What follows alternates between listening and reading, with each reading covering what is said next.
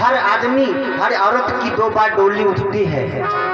एक बार जब विवाह होता है, एक बार जब अंतिम डोली होती है पत्नी की, तो अपने पिता के घर से डोली और पति के घर से अर्थी उठी, उसी में सोफा है। तो आओ ये अंतिम डोली का भजन है। सज धज के दुल्हन ससुराल चली डोली सज के।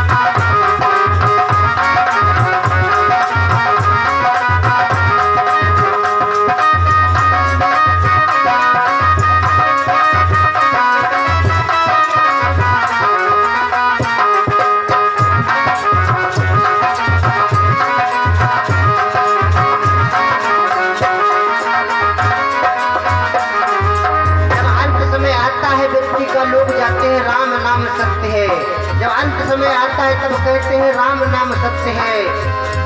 राम ही सत्य है लोग कहने लगे, लोग बाई के आंसू भी बहने लगे।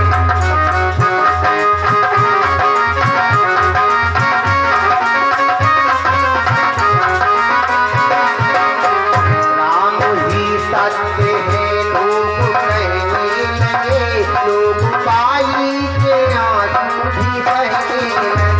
आ गई वो सुहानी मिलन की घड़ी, आ गई वो सुहानी मिलन की घड़ी। फूल बलसार चमके महकने लगे, गज धज के झूले गजुराए चली डोली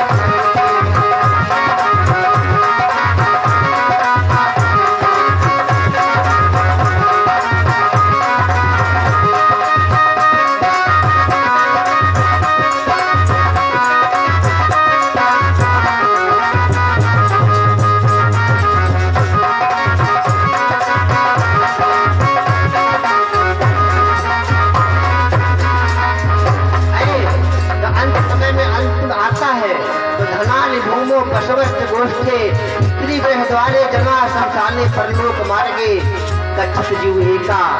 स्त्री केवल दरवाजे तक साथ देती है, हमारे पशु हमारे संपत्ति रखी रह जाती है, हमारे परिवार के लोग को शमशान तक साथ देते हैं। अंत समय तक केवल धर्म साथ देता है। मुस्कुराने लगी तेज अंगारी की,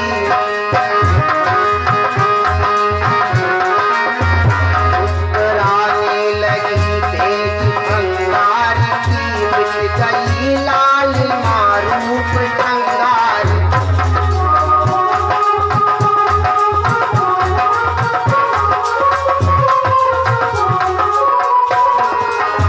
रात ढेरी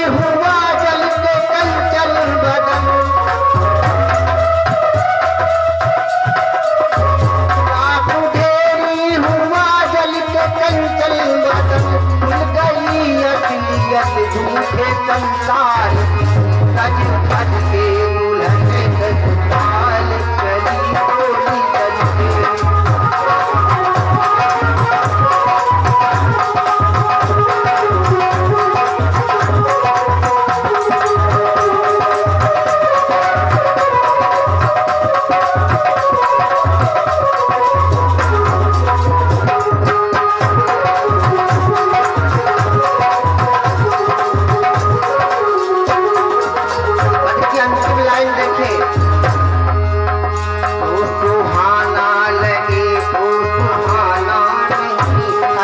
अतिरिक्त कोई ठिकाना नहीं।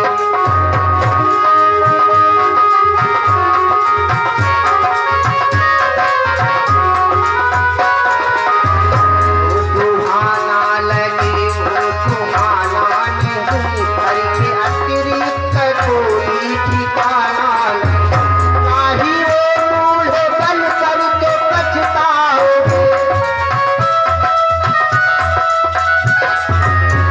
ना ही वो बूढ़े बन करके पछताओगे, राम ही करते हैं जिसने जाना नहीं।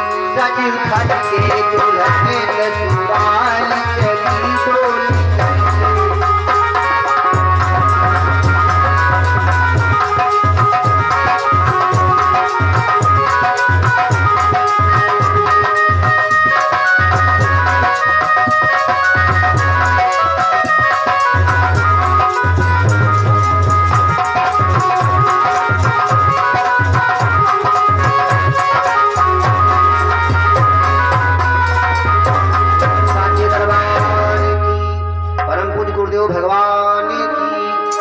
तो जो अंत समय व्यक्ति का आता है, लोग राम नाम सत्य करते हुए जाते हैं, क्योंकि जो दो अक्षर का राम का नाम है वही सत्य है।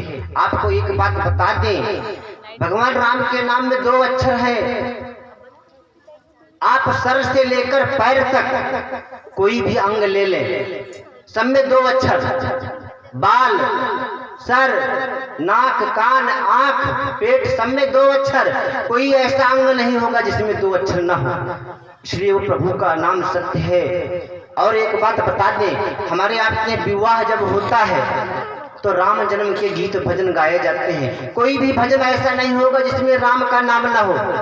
भगवान कन्हैया के क्यों नहीं गाए जाते हैं? क्योंकि भगवान कन्हैया के विवाह कोई मर्यादा में नहीं हुए हैं, इसलिए गीत नहीं गाए जाते हैं। जब भी कोई बच्चे का जन्म होता है, शुभ मांगलिक कार्यक्रम होते हैं, तो राम जन्म के गीत गाए जाते हैं। और एक बात बता दें, ये मुर्दा बांध के क्यों जाता है? यदि बांध के ना ले जाया जाए तो मुर्दा जा नहीं सकता है। इसके पीछे एक रीजन है। मुर्दा बांध के क्यों जाता है? कोई आदमी मरना नहीं चाहता है। सभी जानते हैं कि दिन मृत्यु आएगी, फिर भी सब जीने की इच्छा करते हैं। तो मुर्दा इसलिए बांधा जाता है कहीं भाग न जाए।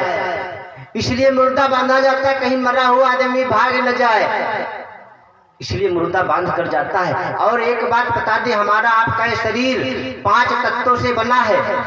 छित जल पावक गगन समीरा, पंच रचित यह अधम शरीरा। 5 तत्वों से बना है। पृथ्वी, जल, वायु, अग्नि, आकाश, 5 तत्व है। एक बात और बता दें, जब कोई की चिता जलाई जाती है, उसमें कौन कौन सी चीजें डाली जाती हैं? सभी को मालूम है। गंगा मुख में गंगा जल डाला जाता है, चंदन की लकड़ी डाली जाती है, घी डाला जाता है, राय डाली जाती है, कफन लपेटा जाता है। ऐसा क्यों? इसके पीछे रीजन है। हमारा आपका शरीर 5 तत्वों से बना है। चित जल पावक गगन समीरा। चित माने पृथ्वी। पृथ्वी को पवित्र करने के लिए, पृथ्वी दोष को दूर करने के लिए मुख में सोना डाला जाता है। पृथ्वी दोष को दूर करने के लिए मरे हुए व्यक्ति के मुख में सोना चांदी डाला जाता है। और जल की शुद्धि के लिए गंगा जल डाला जाता है। और कफन, कपड़ा, अंबर की शुद्धि के लिए, आकाश की शुद्धि के लिए कफन लगाया जाता है। वायु की हवा की शुद्धि के लिए राह डाल दी जाती है। उन्हीं 5 तत्वों में शरीर विलीन हो जाता है। बताओ बात सही है या गलत? उन्हीं 5 तत्वों में शरीर विलीन हो जाता है। आओ साचे दरबार की, टाइम भी ज्यादा हो चुका है।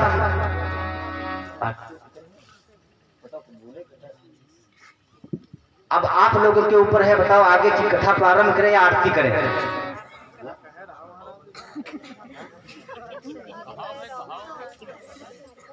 21 रुपये का दान भैया अवधेश चंदीपुर, 51 रुपये का दान भैया योगिनाथ चंदीपुर।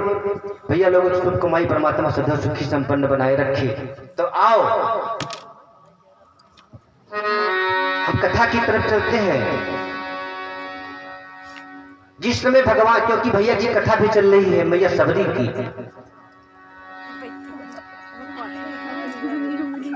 सबरी मतंग ऋषि के आश्रम में सेवा करती है। मतंग ऋषि कहने लगे बेटी, जब काफी समय बीता, सबरी शिष्या बनी है। जो मतंग ऋषि के चेले थे, मतंग अपने गुरु पर दोष लगाने लगे, इधर उधर कहने लगे गुरुजी एक चेली रखे हैं। जैसे गुरुजी ने ये बात सुनी, चेलों ने हमारे ऊपर दोष लगाया है, गुरुजी ने एक चेली रखा है। मतंग जी ने सोचा, एक दिन सबरी को बुलाया, सबरी इस संसार हमारे जीने के लायक नहीं रखा। ये कुछ भी सोच सकते हैं लोग, ये दुनिया की निगाहें बड़ी गलत हैं, कुछ भी सोच सकते हैं। एक बात बता दें, बात आंखों की देखी सही होती है या अनुभव की या कानों की सुनी।